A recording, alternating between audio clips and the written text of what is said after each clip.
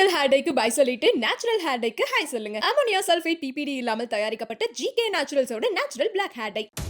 இந்த கேடுகட்ட ஆட்சியில் அன்றாடங்காட்சி மக்களுக்கு உயிருக்கு உத்தரவாதம் இல்லாத மிக காட்டாட்சி தற்பார் நடந்து கொண்டிருப்பதை கண்கூடாக பார்ப்பதை நாம் பார்க்கிறோம். நான் பேசிக் கொண்டிருக்கிற நேரத்தில் எங்காவது ஒரு மூலையில் ஏதாவது ஒரு இடத்தில் படுகொலை நடக்கும்.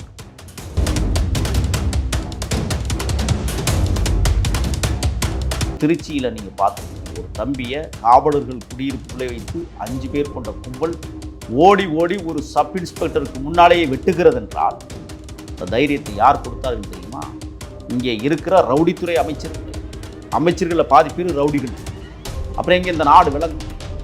நீங்கள் திருச்சி பேருந்து நிலையம் இருக்குங்க, இப்போ புதுசாக கட்டப்பட்டு அது யாருக்கு சாதகம்னா கேஎன்ஆருக்கு சாதகமாக. அங்கே அவருக்கு நிறைய ஏக்கத்தில் நிலம் கேட்டால் என்ன சொல்லுவார்? என் பேரில் ஒரு சொல்லிட்டு கேட்பார். பினாமி பேரில் தான் எல்லாத்தையும். அதே மாதிரி இப்போ இங்கே சென்னையில் மிகப்பெரிய பேருந்து நிலை கிளாம்பாக்கம், அதுக்கு பக்கத்தில் 10,000 கோடிக்கான பெருமானம் உள்ள ஒட்டு கேஎன்ஆர் தான்.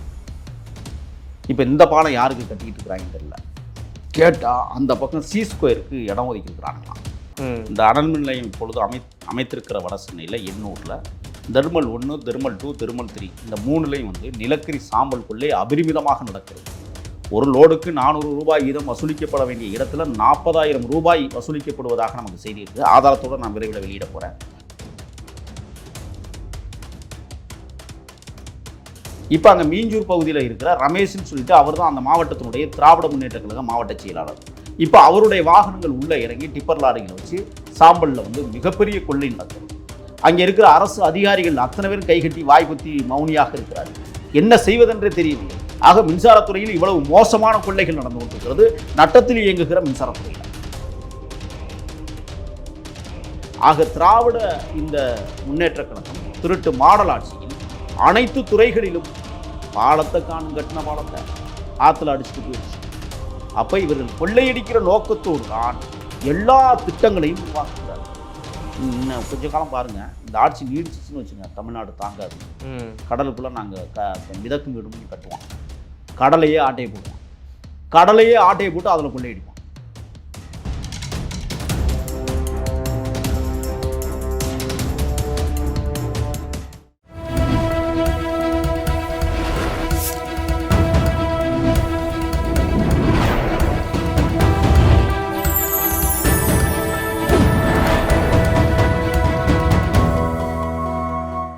சேனல் 5 தமிழ் நேயர்களுக்கு வணக்கம். இன்றைய நேர்காணலில் நம்மோடு இணைந்திருப்பவர் தமிழ் தேசிய ஆதரவாளர் திரு முகில் அவர்கள். வாருங்கள், அவரோடு பேசுவோம். சார் வணக்கம். வணக்கம் சார், இப்போ தமிழ்நாட்டில் எல்லாருமே இந்த 2027 அரசியல் களத்தை நோக்கி தான் இருக்கும் பட்சத்தில் திமுகவின் ஆட்சி எப்படி இருக்கு? இந்த ஆட்சியை வச்சு தான் இவங்களுடைய கெப்பாசிட்டி என்னன்றதை வச்சு தான் மக்களுடைய ஓட்டு வரும் அப்படின்னு அரசியல் களம் ஒரு பக்கம் பார்த்தாலும், இந்த திமுக ஆட்சியில் மக்களுக்கான பாதுகாப்பு அப்படின்றது எப்படி இருக்குது? நான் தொடர்ந்து எடப்பாடி பழனிசாமி அவர்களாக இருக்கட்டும், அண்ணாமலை எல்லாருமே குற்றச்சாட்டுகள் வச்சுக்கிட்டே இருக்கு. எங்கே பார்த்தாலும் கொலை நடந்துகிட்டே தான் இருக்குது, கோயிலுக்குள்ளேயும் நடக்குது, காவல் நிலையத்துக்குள்ளேயும் நடக்குதுன்னு சொல்லி அவங்க அடுத்தடுத்து குற்றச்சாட்டுகளை வச்சுக்கிட்டே தான் இருக்காங்க. திமுக தரப்புலேருந்து இந்த பதிலும் சரியான பதில் வர கிடையாது. உங்களுடைய பதில் என்ன? தமிழ்நாட்டில் ஒரே நாளில் 7 போக்சோ வழக்குகள். தஞ்சாவூரில் 13 வயது சிறுவனுக்கு பாலியல் தொல்லை. கடலூர் மாவட்டம் சிதம்பரம் அருகே கல்லூரி மாணவி கர்ப்பம். பொள்ளாச்சியில் தனியாக இருந்த பெண்ணின் வீட்டிற்குள் அத்துமீறி நுழைந்து பாலியல் வன்கொடுமை. மதுரையில் 7 மாணவிகளுக்கு பாலியல் வன்கொடுமை. ஆடு மாடுகளை மேய்க்கச் சென்ற சிறுமியை பாலியல் வன்கொடுமை செய்த கொடூரம். தஞ்சாவூரில் 13 வயது சிறுமிக்கும் பாலியல் தொல்லை கொடுத்த முன்னாள் ஆசிரியர். ஈரோடு அரசு கலை மற்றும் அறிவியல் கல்லூரியில் பேராசிரியைக்கு கல்லூரி முதல்வர் பாலியல் தொல்லை. எப்படி இருக்கு? சூப்பராக இருக்குல்ல? கரூரில் எந்த விதமான சம்பவமும் நடக்கவில்லை, லத்தியடி நடக்கவில்லை. எப்படி தாமிரபரணியில் இவர்கள் படுகொலை செய்தார்களோ அதை போல இன்றைக்கு கரூரிலும் படுகொலை செய்திருப்பதை காட்சியாகத்தான் நான் உங்கள்கிட்ட காட்டுறேன். 2 ஒவ்வொன்றா காட்டினா தானே உங்களுக்கும் புரியும், மக்களுக்கும் புரியும் இது எங்கே நிற்கிதுன்னு. 6 மாதத்துக்குள்ள தமிழ்நாட்டில் மே மாதம் 107 படுகொலைகள், ஜூன் மாதம் 117 படுகொலைகள், ஜூலை மாதம் 134 படுகொலைகள், ஆகஸ்ட் மாதம் 112 படுகொலைகள், செப்டம்பர் மாதம் 122 படுகொலைகள், அக்டோபரில் 136 படுகொலைகள், நவம்பரில் இன்னைக்கு தேதி என்ன? 12 12, 52 படுகொலைகள். சூப்பராக இருக்குல்ல? இந்த கேடுகட்ட ஆட்சியில் அன்றாடங்காட்சி மக்களுக்கு உயிருக்கு உத்தரவாதம் இல்லாத மிக காட்டாட்சி தற்பார் நடந்து கொண்டிருப்பதை கண்கூடாக பார்ப்பதை நாம் பார்க்க முடிகிறது. நான் பேசிக்கொண்டிருக்கிற நேரத்தில் எங்காவது ஒரு மூலையில் ஏதாவது ஒரு இடத்தில் படுகொலை நிகழ்ந்திருக்கும். நேற்றைய முன்தினம் திருச்சியில் நீங்கள் பார்த்துருப்பீங்க, ஒரு தம்பியை காவலர்கள் குடியிருப்புக்குள்ளே வைத்து 5 பேர் கொண்ட கும்பல் ஓடி ஓடி ஒரு சப் இன்ஸ்பெக்டருக்கு முன்னாலேயே வெட்டுகிறது என்றால் இந்த தைரியத்தை யார் கொடுத்தார்கள் தெரியுமா? இங்கே இருக்கிற ரவுடித்துறை அமைச்சர்களில் பாதி பேர் ரவுடிகள். அப்புறம் எங்கே இந்த நாடு விளங்கும்? சொல்லுங்க பார்ப்போம். அப்போ அமைச்சர்களே ரவுடிகளாக இருக்கிற போது ரவுடிகளுக்கு இன்னும் இரட்டிப்பு சந்தோஷம். நான் பேசிக்கொண்டிருக்கிற நேரத்தில் கருப்பர் நகரத்தின் தங்க தலைவன் அண்ணன் ஆம்ஸ்ட்ராங் படுகொலையில் ஈடுபட்டதாக சொல்லப்பட்ட 12 பேர் ஜாமீனில் விடுதலை. எப்படி இருக்கு? அசோத்தாமன் உள்ளிட்ட 12 பேர். இதோட இன்னொரு கொடுமை நடந்திருக்கு. பாலம் கட்டுறது எல்லாருக்கும் தெரிஞ்சு கட்டுவான். அரசு அதுக்கான ஆணையை பிறப்பிக்கும். ஊராட்சி மன்றங்கள் அல்லது அலுவலகங்கள் அதுக்கான தொகையை ஒதுக்குவான். 5 கோடி ரூபாய் செலவில் யார் பாலம் கட்டுறதுன்னு எவனுக்கும் தெரியல. தெரியுமா உங்களுக்கு? இப்படி ஒரு நாடை நம்ம எங்கேயாவது பார்த்துருக்குறோமா? செங்கல்பட்டு மாவட்டம் கூடுவாஞ்சேரி அருகே உள்ள காட்டுப்பகுதியில் வனத்துறைக்கு சொந்தமான ஆயிரக்கணக்கான ஏக்கர் நிலத்தை ஏதோ ஒரு கழக உடன்பரப்பு வளைத்து பட்டா நிலமாக மாற்றி அதற்கு மின்சார கலெக்ஷன் எல்லாம் கொடுத்து சரி பண்ணிவிட்டு இப்போ அங்கே என்ன பண்ணுறாங்கன்னா, ஆள் நடமாட்டம் இல்லாத பகுதியில் காட்டுப்பகுதியில் தயாராகும் பிரம்மாண்ட மேம்பாலம். பார்த்துருக்கீங்களா? யார் கட்டுறதுன்னே தெரியல. 5 கோடி எதுக்கு ரோடு போடுறாங்கன்னு தெரியல. பாருங்க, யாருக்காக ரோடு போடுறாங்கன்னு தெரியல. நீங்கள் திருச்சி பேருந்து நிலையம் இருக்குல்ல, இப்போ புதுசாக கட்டப்பட்டிருக்கு. அது யாருக்கு சாதகம்னா கேஎன்ஆருக்கு சாதகமாக கட்டப்பட்டிருக்கு. அங்கே அவருக்கு நிறைய ஏக்கரில் நிலம் இருக்குது. கேட்டால் என்ன சொல்லுவார்? என் பேரில் ஒரு சொத்து உண்டான்னு கேட்பார். பினாமி பேரில் தான் எல்லாத்தையும் பண்ணிக்கிட்டு இருக்கீங்களா? அதே மாதிரி இப்போ இங்கே சென்னையில் வந்து மிகப்பெரிய பேருந்து நிலையம் கிளாம்பாக்கம், அதுக்கு பக்கத்தில் 10,000 கோடிக்கான பெருமானம் உள்ள சொத்து கேஎன்ஆருக்கு இருக்கான். இப்போ இந்த பாலம் யாருக்கு கட்டிக்கிட்டு இருக்கிறாங்கன்னு தெரியல. கேட்டால் அந்த பக்கம் சி ஸ்கொயருக்கு இடம் ஒதுக்கியிருக்கிறாங்களாம். பிரமாண்டமாக 100 ஏக்கர் நிலப்பரப்பில் ஏதோ வீடு தோப்பு போட போகிறாங்க அவருக்கு. அதுக்கு பாலம் வேணும். 5 கோடி ரூபாய் செலவில் யார் கட்டுறதுன்னு அரசாங்கம் கை விரிச்சிருச்சு. நாங்கள் இல்லைன்னு தனியாரும் கை விரிச்சிட்டான். தனியார் எப்படி பாலம் கட்ட முடியும்? ஒரு அரசு இடத்தை கையகப்படுத்தி தனியார் எப்படி வீடு பாலம் கட்ட முடியும்? நான் கட்டினா ஒரு வீடை கட்டினா விட்டுருவாங்களாங்க. இந்த பாலம் கட்டினவன் எவன்னு இன்னைக்கு வர தெரியலையான்னு சொல்கிற கேவலமான ஆட்சி நீங்கள் தமிழ்நாட்டில் பார்த்துருக்குறீங்களா? மோசமான ஆட்சியை சொல்லுங்கள் பார்ப்போம். அப்போ இவர்கள் எதை நோக்கி பயணிக்கிறார்கள் என்றால் இதெல்லாம் ஆதாரப்பூர்வமாக இன்றைக்கி வந்திருக்கு. இந்த அனல் மின் நிலையம் இப்பொழுது அமைத்திருக்கிற வட சென்னையில் எண்ணூரில் தெர்மல் 1, தெர்மல் 2, தெர்மல் 3 இந்த 3லையும் வந்து நிலக்கரி சாம்பல் கொள்ளை அபரிமிதமாக நடக்கிறது. ஒரு லோடுக்கு 400 ரூபாய் வீதம் வசூலிக்கப்பட வேண்டிய இடத்துல 40,000 ரூபாய் வசூலிக்கப்படுவதாக நமக்கு செய்தி இருக்குது. ஆதாரத்தோடு நான் விரைவில் வெளியிட போகிறேன். இதற்கு காரணமானவர்கள் யாருன்னு சொன்னால் ஆவடியில் இருக்கிற ஒரு அமைச்சர். தெரியுமில்ல யாருன்னு? அந்த அமைச்சர் தான் எல்லாத்துக்கும் பொறுப்பு. இதற்கு முன்னாடி பார்த்தீங்கன்னா கோவிந்தசாமின்னு ஒரு சட்டமன்ற உறுப்பினருடைய இந்த டிப்பர் லாரிகள் 500க்கும் மேற்பட்ட டிப்பர் லாரிகள் உள்ளே ஓடிச்சு. இப்போ அதை அப்புறப்படுத்தியாச்சு, போட்டி வந்துருச்சு. இப்போ அங்கே மீஞ்சூர் பகுதியில் இருக்கிற ரமேஷ்ன்னு சொல்லிட்டு அவர் தான் அந்த மாவட்டத்தினுடைய திராவிட முன்னேற்ற கழக மாவட்ட செயலாளர். இப்போ அவருடைய வாகனங்கள் உள்ளே இறங்கி டிப்பர் லாரிகளை வச்சு சாம்பலில் வந்து மிகப்பெரிய கொள்ளை நடக்கிறது. அங்கே இருக்கிற அரசு அதிகாரிகள் அத்தனை பேரும் கைகட்டி வாய்ப்புத்தி மௌனியாக இருக்கிறார்கள். என்ன செய்வதென்றே தெரியவில்லை. ஆக மின்சாரத்துறையில் இவ்வளவு மோசமான கொள்ளைகள் நடந்து கொண்டிருக்கிறது நட்டத்தில் இயங்குகிற மின்சாரத்துறையில். இப்போ ஏன்டா நட்டத்தில் இது இயங்குதுன்னு சொன்னால், இவங்க கொள்ளையடிக்கிற பணம் பூரா எடுத்துகிட்டு போயிடுறாங்க, இங்கே பணம் இல்லை. இதை நான் சொல்லலை, ஆதாரப்பூர்வமாக நான் ஏன் காட்டுறேன்னு சொன்னால் நாளைக்கு இவன் பொய் சொல்கிறான்னு சொல்லுவாங்க. அதுக்கு தான் நான் ஒவ்வொன்றையும் ஆதாரத்தோடு நான் காட்டிக்கிட்டு இருக்கேன். ஆக திராவிட இந்த முன்னேற்ற கழகம் திருட்டு மாடல் ஆட்சியில் அனைத்து துறைகளிலும் பாலத்தை காணும், கட்டின பாலத்தை ஆற்றுல அடிச்சுட்டு போயிடுச்சு. கட்டின மாவட்ட ஆட்சித்தலைவர் அலுவலகம் 2 வருஷத்துக்குள்ளே பொழந்துக்கிட்டு நிற்கிது. தார் சாலைகள் 10 சென்டிமீட்டரு ஆழம் அது வந்து சரி செய்யப்பட வேண்டும்ங்கிறாங்க. இந்த சிறுசரலையை வந்து தாரோடு கலந்து ஏன் போடுறாங்க தெரியுமா? அதுதான் சீக்கிரம் நம்ம சாலையை பேத்துட்டு போயிடும். நம்ம காலத்துலலாம் நாங்கள் படிக்கிற காலத்துலாம் பார்த்தீங்கன்னா பெருஞ்சரில் போட்டு மட்டப்படுத்துவான் சாலையை. அந்த சாலை அவ்வளோ சீக்கிரம் வெளியில் வந்தால் தாரும் அதுக்கு தகுதியான தாரை போடுவாங்க. நீங்கள் இன்றைக்கி இருக்கிற சாலைகள் அனைத்தும் படுகுழிகளும் பள்ளங்களுமாக இருப்பதற்கு காரணமே அந்த சிறுசரலைகள் தான். அது சிறுசரில் வந்து ரோலர் போட்டு அமுக்கும் போதே மாவாயிருது. மாவு எப்படி ரோட்டில் நிற்கும்? நீங்கள் பெரிய சரளைக்கு ஒரு ரேட்டு, அது குறைவான ரேட்டாக இருக்கும். சிறு சரளைக்கு பெரிய ரேட்டு, ஏன்னா அதை அரைக்கணும்ல. அப்போ இவர்கள் கொள்ளையடிக்கிற நோக்கத்தோடு தான் எல்லா திட்டங்களையும் உருவாக்குகிறார்கள். இன்னும் கொஞ்ச காலம் பாருங்கள், இந்த ஆட்சி நீடிச்சிச்சின்னு வச்சுங்க, தமிழ்நாடு தாங்காது. கடலுக்குள்ளே நாங்கள் மிதக்கும் வீடுன்னு கட்டுவோம், கடலையே ஆட்டையை போடுவான், கடலையே ஆட்டையை போட்டு அதில் கொள்ளையடிப்பான். கடலுக்குள் மிதக்கும் வீடுகள் திட்டம். நான் சொல்லுகிறேன், மகாபலிபுரம் போகிற சாலையில் கடற்கரை ஓரமாக கடல் நீரை குடிநீர் நீராக்கும் திட்டம் பல ஆயிரம் கோடி ரூபாய் செலவிலே இன்றைக்கு எழுப்பி கொண்டிருக்கிறார்கள். வெள்ளை அறிக்கை தேவைப்படுகிறது. பல நூறு கோடிகள் அங்கே கொள்ளை நடந்திருப்பதாக நான் சந்தேகத்தை எழுப்புகிறேன். எங்கேயுமே கொள்ளை இல்லாத அரசாட்சியாக இது நடக்கவே இல்லை. தமிழ்நாடு முழுவதும் திட்டமிட்டு காட்டாட்சி தற்பார் ஆட்சியாக சொல்லுகிற தினந்தோறும் படுகொலைகள் மட்டுமல்ல, தீண்டாமை வன்கொடுமைகள், இது ரொம்ப முக்கியமானதுன்னு நான் உங்களுக்கு சொல்லிகிட்டே இருக்கேன். இவங்க திருட்டு கும்பல் இவங்க என்ன பண்ணுறாங்கன்னா, பெரியாரை வம்புக்கு இழுத்து பக்கத்தில் வச்சுக்கிட்டு நாங்கள் சமூக நீதி ஆட்சியை நிலைநிறுத்துகிறோம் என்கிற பெயரால் சேரிகளை இன்றும் புறக்கணித்து கொண்டிருக்கிற அவல சூழல். இன்றைக்கும் சேரிகளுக்குள் இரட்டை கோலை முறை தமிழ்நாட்டில் இருக்கிறது. இன்றைக்கும் ஆதிக்கவாதிகள் தான் திராவிட முன்னேற்ற கழகத்தில் கிளை செயலாளராக இருக்கிறார்கள். இப்போ திமுக தொண்டை சேரியில் இருக்கிற தொண்டனுக்கு நான் உன்னை மட்டும் பதிவு செய்து கொள்கிறேன். தேர்தல் நேரத்தில் ஒவ்வொரு ஓட்டுக்கும் 2000 உங்களுக்கு கொடுக்க வருவான். ஆதிக்கவாதியாக இருக்கிற கிளை செயலாளர் 1500 அமைக்கிக்கிட்டு 500 ரூபா உங்களுக்கு கொண்டு வந்து உங்களை ஏமாற்றுவதற்கு சதித்திட்டம் தீட்டுவார்கள். ஆதிக்கவாதிகளின் ஆதிக்கமாக இருப்பது தான் இந்த திருட்டு மாடல் ஆட்சியினுடைய அணுகுமுறை.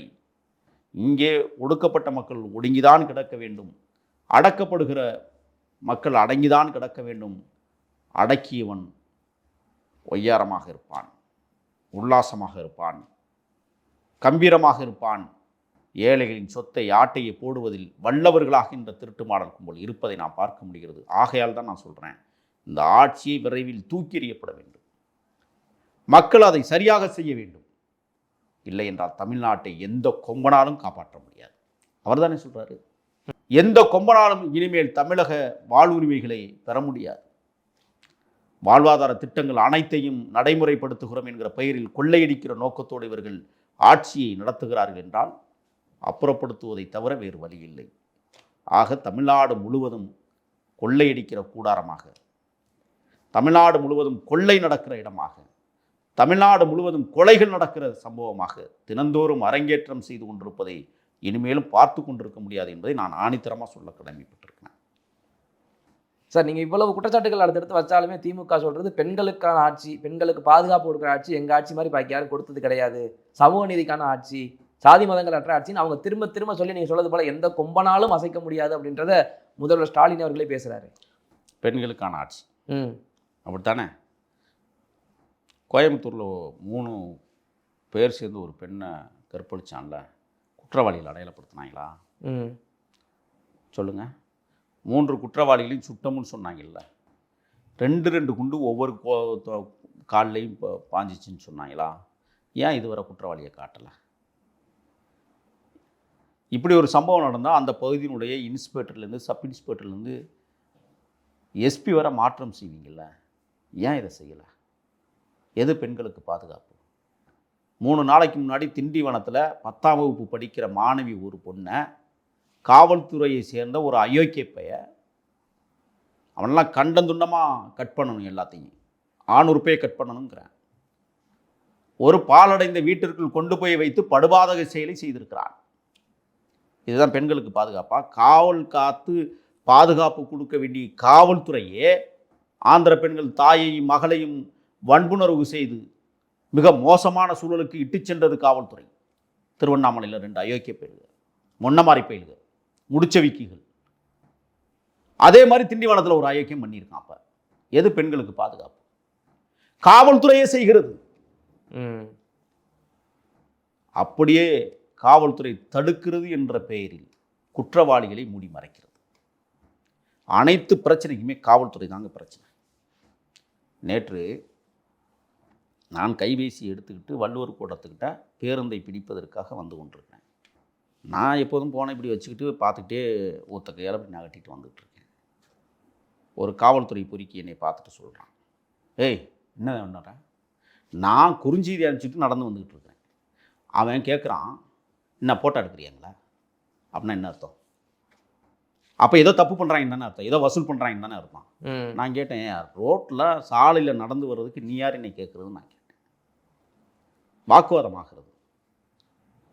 நான் சொன்னேன், கடமையை சரியாக செய்யுங்க. பித்தலாட்டம் பண்ணிக்கிட்டீங்க, இந்த வேலையெல்லாம் காட்டிக்கிட்டு இருந்தீங்கன்னா உடனே வீடியோ எடுப்பேன். அப்புறம் இன்ஸ்பெக்டர் ஓடி வந்து சொன்னார், ஐயா வாங்க, தெரியாமல் பேசிட்டார், நீ போக. நான் போகலை, அதே இடத்துல நின்று திருப்பி நான் குரல் பதிவு பண்ணிட்டு தான் நான் கிளம்புனேன். அது என்னுடைய விருப்பம். அந்த காக்கி சட்டை அப்படி மேலே ஏறிச்சுன்னா அவனுக்கு ஒரு தெம்பு, உறிஞ்சு போட்டுட்டு வா பார்ப்போம்.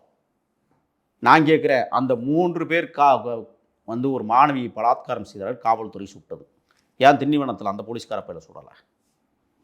ஏன் திருவண்ணாமலையில் 2 பெண்களை கற்பழிச்ச அந்த போலீஸ்காரங்களை சுடலை? உங்கள் துப்பாக்கி என்ன அமுங்கிருச்சா? தோட்டா வெளியேறலையா? அப்படின்னா எதை குறிக்கிறது? சட்டத்தை நடைமுறைப்படுத்தவர்களே நாட்டில் தேச துரோகிகளாக இருக்கிறார்கள்.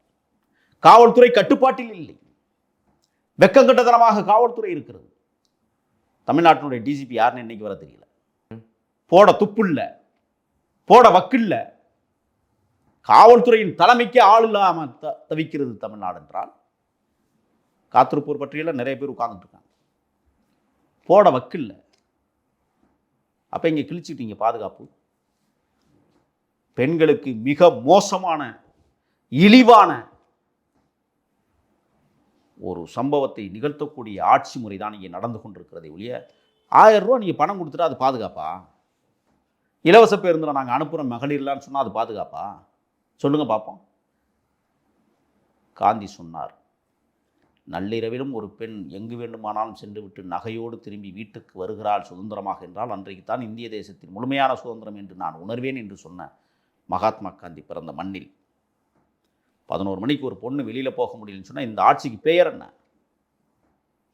இதான் பெண்களுக்கு பாதுகாப்பான ஆட்சியா? எந்த நேரத்தில் எங்கே வேணாலும் எப்படிப்பட்ட சம்பவம் வேணாலும் பெண்கள் மீது அத்துமீறுகிற சம்பவங்கள் தொடர்ச்சியாக நடப்பதை பார்க்க முடியுதே. கள்ளக்குறிச்சி கனியாமூர் ஸ்ரீமதியினுடைய மரணத்தை பார்த்தோமே. கற்பழித்து கொடூரமாக கொன்று விட்டு பொம்மையை தூக்கி வீசி இது தற்கொலை என்று முடிவு செய்தார்களே காவல்துறை. இதை பற்றி என்ன யோசிக்கிறீங்க? பெண்களுக்கு அதான் பாதுகாப்பா? நாங்குநேரி மாணவன் வெட்டப்படுகிற போது தன் தங்கை, அண்ணா எங்கள் அண்ணாவை விட்டுறாதீங்கண்ணா என்று சொன்ன அந்த தங்கையையும் கையில் வெட்டிய கொடூர நிகழ்வுகள் தமிழ்நாட்டில் நடைபெற்றிருக்கிறது. அதான் பெண்களுக்கு பாதுகாப்பா? மலந்தண்ணியை குடித்து விட்டு மனநலம் பாதிக்கப்பட்ட நிலையில் இருந்த மக்கள் மீதே நீங்கள் வழக்கு தொடுத்து நீங்கள் தான் மலத்தை கரைத்து விட்டு குடித்தீர்கள் என்று கொடுமையான ஆட்சி நடக்கிறதே. இதுதான் பெண்களுக்கு பாதுகாப்பா?